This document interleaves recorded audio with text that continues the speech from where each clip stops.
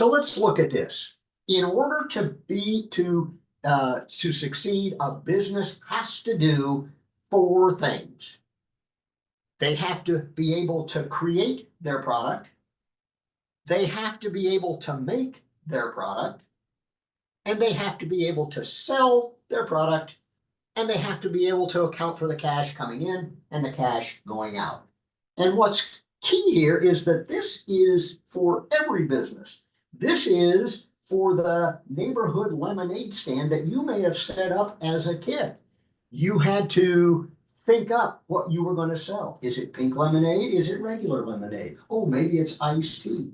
Then you have to make it. You have to get in your mom's cabinet, stir up everything, and get it all set. And you have to sell it. You have to put it on the table and find the best place where you're going to be able to draw people to come in. And then you have to account for the cash coming in. That might be the old cigar box where you put the cash in. And if you're a good negotiator and you've negotiated with your mom, she may not charge you for the actual lemonade mix. And so that happens in that lemonade stand. That happens in companies like General Motors, like Apple. And so they all have to do those four things. Now when we look at those, we give them fancier names. Okay, we call the creating it, we call that research and development. Making the product, we call that operations. Selling the product is commercial. And accounting for the cash is finance. And what's interesting here, if you think about different companies and different industries, a different one of those is the most critical element. So for example, in our business, the business of science, it's research and development. In order to be successful, companies have to continue coming up with new and improved products. If you look at other industries, other areas may have a different area that is critical. In the banking industry, the obvious one is finance. If they're able to have better technology around their financial tools, that is competitive advantage. If you look at commercial, think of consumer products. Those are driven on advertising and commercial value. And finally, operations, think of the automobile industry. If companies can come up with ways to manufacture better quality cars, they have an advantage. Or if they can manufacture cars that are the same quality but can do it less or more efficiently and less expensively, that is competitive advantage. So now when we look at these four areas, we put these and we expand them. And we're going to be thinking more about the science industries here. Research and development, that includes research, which is the product discovery, the development, preparing that product for the market, and regulatory, which is concerned with product approval. In operations, that's manufacturing and quality assurance. The commercial is marketing, it's sales, and it's business development. And that is product acquisition. That is generally for larger companies acquiring products, and product divestitures, smaller companies out licensing or divesting their products. And then finance and administration. That's the accounting, which is revenue and payment. Finance, which is the fiscal planning. And generally the administrative functions are put in here: HR, IT, and legal. So now companies have to organize these. And we look at a functional organization here where we have each of the areas reporting into the executive management. So here we have thinking up the products, preparing them for the market, getting them approved, operation, manufacturing and quality assurance, commercial, product strategy, promotion, acquisition, And the finance, sales, accounting, payment obligations, compensation, HR, legal, and IT. Now, there's several ways you can do that. A flat organization, and that is where you have all of these functions reporting into an executive management or an executive management team. Now, this kind of organization you would see in smaller companies where they may not have each one of those functions. So it can be a one person can effectively manage those. As the companies may grow, you may get a hierarchical organization where you have the basic functions such as research, development, and regulatory reporting into an R&D head who then reports to management. And you can see how each of those might do that. Now, there are advantages to this functional organization, and that is that it promotes functional effectiveness and efficiency, and it encourages effective supervisor and subordinate relationship. There are some disadvantages in this, and that is it inhibits cross-functional communication and collaboration, and it can result in functional power centers or fiefdoms.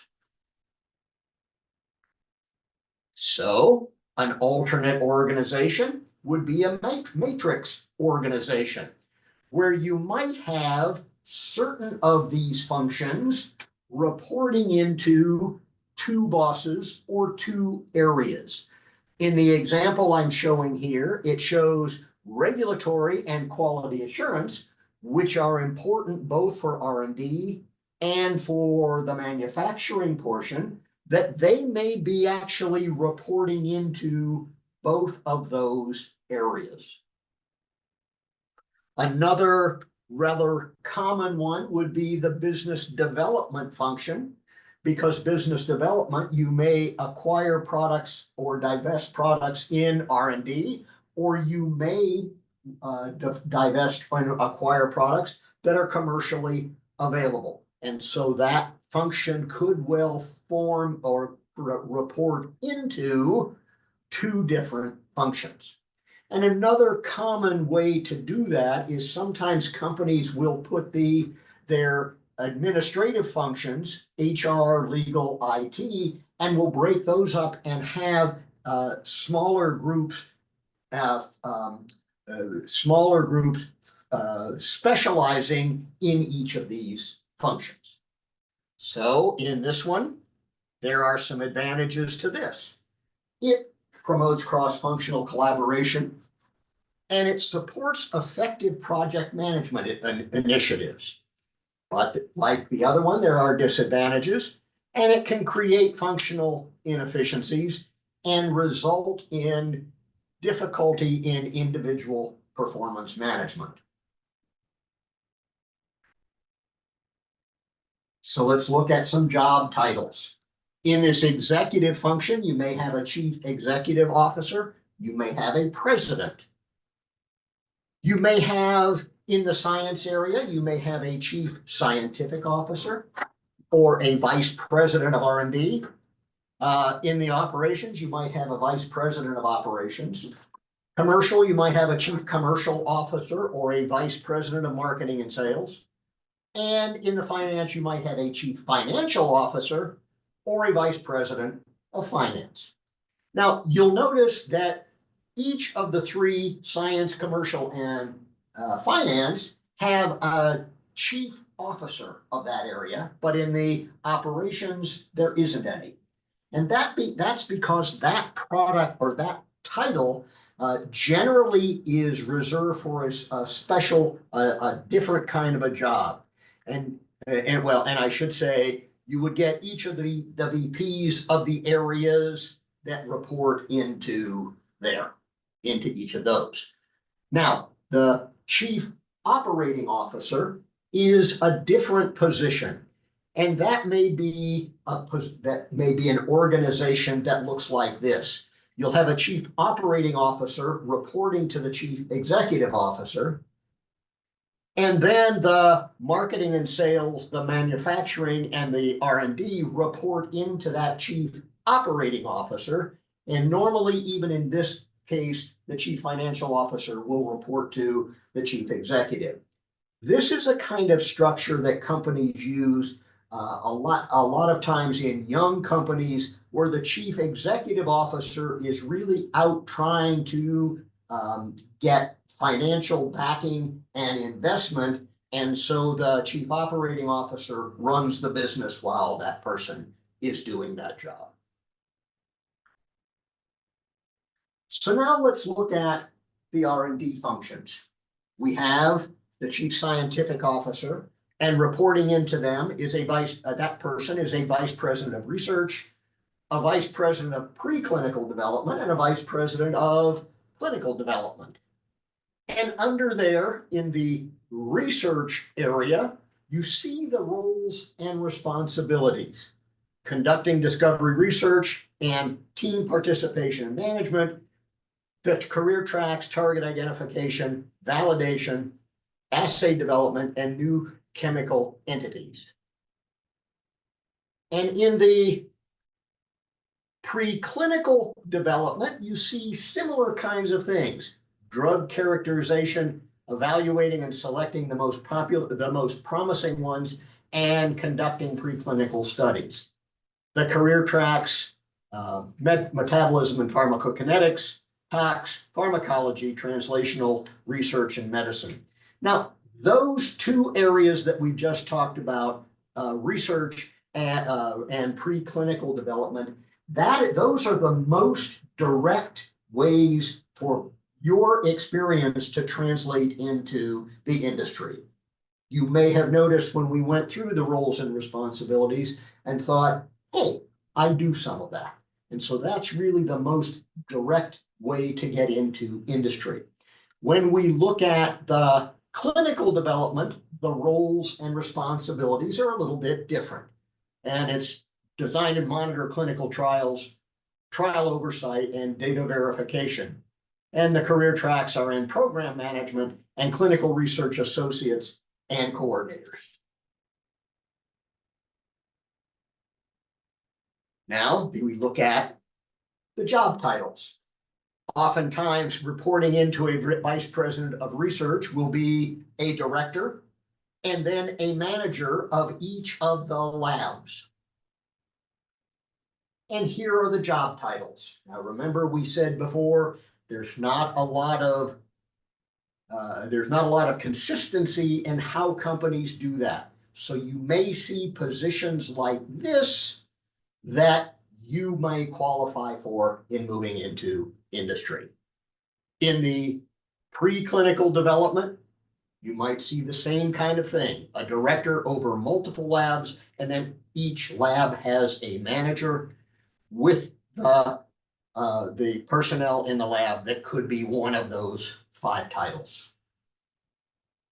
And we said, as clinical development is a little bit different, the job titles here are a little different too. You might have a director, and then you'll see medical monitor, program manager, clinical research, scientist, clinical research associate, contract administrator. So those are a little bit different. So there is one other area that we'll try to talk about, and that is an area which is above the CEO, and that's the board of directors. It's made up of 3 to 15 business executives. A small company may have 3. General Motors has 15. And there are 2 types. There are independent or external directors, and they are not part of the company management. And then there are internal directors, and they are part of company management, and that's normally a CEO and or the CFO. And their role is in oversight of proper financial and reporting responsibilities. We'll look at the difference here in a little while of public companies and private companies, but the role of the board of directors is much more important / difficult in a public company because the financial reporting requirements are so much more stringent.